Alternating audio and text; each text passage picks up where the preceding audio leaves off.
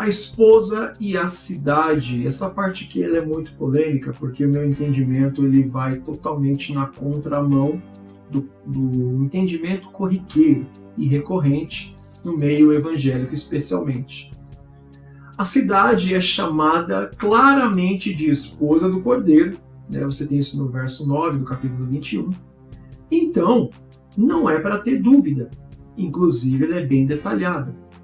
A cidade tem uma riqueza de detalhes. Então, nós dizemos que nós somos a noiva de Cristo, a noiva do Cordeiro, nós a igreja, nós os fiéis. Mas veja bem, o único texto que afirma categoricamente, sem margens para outra interpretação, é o texto de Apocalipse que estamos tratando agora.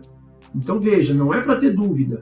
A cidade que João vê descendo do céu, ela é chamada claramente de esposa do Cordeiro. Então não somos nós. Nós somos aqueles dois grupos, né? As 10 virgens, as 5 prudentes, né? Para quem permanecer até o fim resistindo às tentações. E tem o grupo das nações que são governadas no milênio, que tem a oportunidade de viver sob o governo de Cristo e conhecê-lo como ele é. Então você tem o rebanho, você tem os pastores.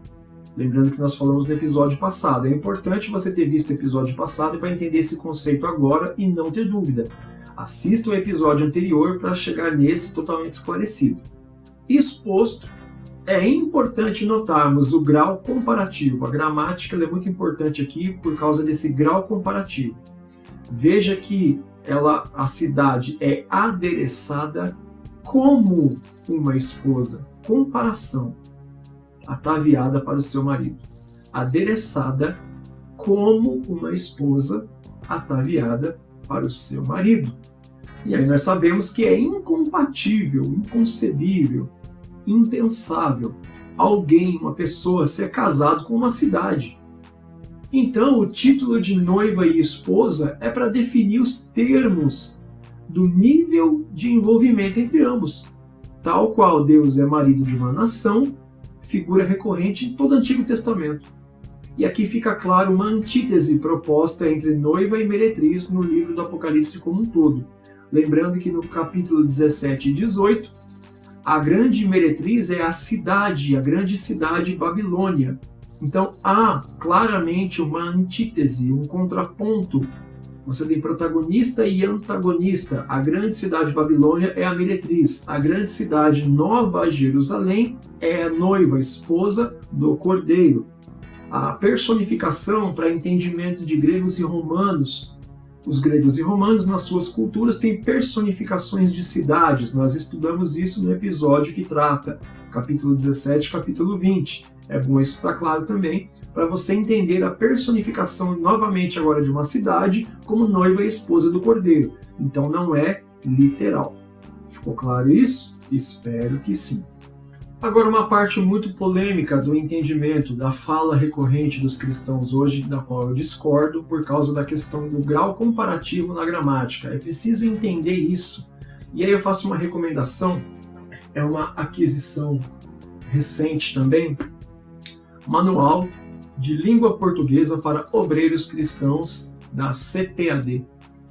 Uma ferramenta essencial para a melhor qualificação do seu ministério.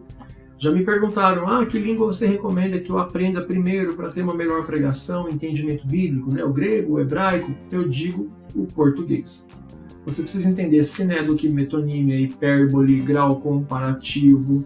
Figuras de linguagem e suas aplicações são importantes. E aqui você aprende língua portuguesa usando como exemplo os textos bíblicos.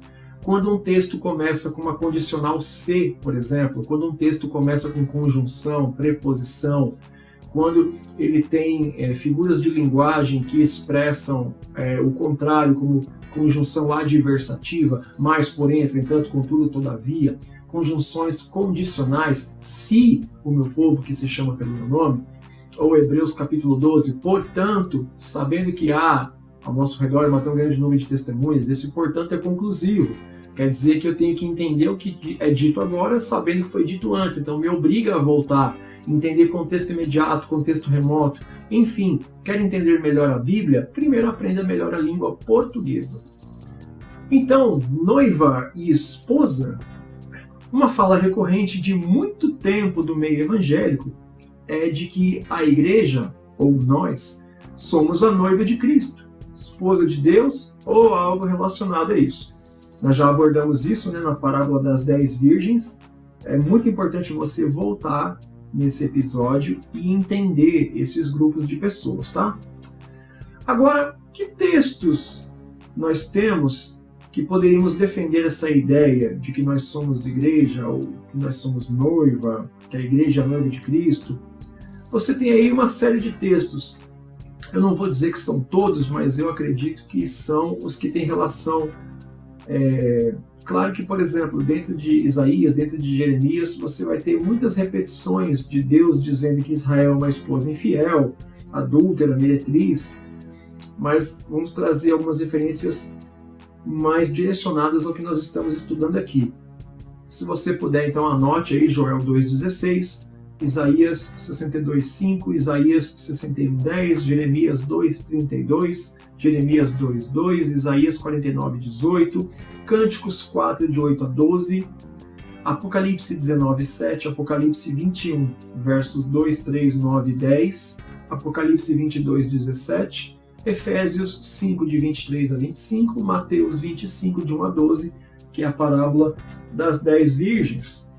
Observe o grau comparativo muito presente na maior parte dos textos acima, salvo a exceção de Cânticos, que é literal, porque ali de fato é o marido e a sua noiva.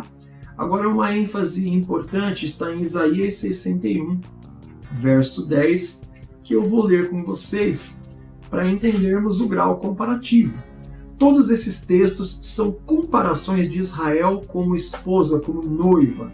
Todos esses textos possuem grau comparativo, salvo exceção de Cânticos, que é literal, o noivo e a noiva.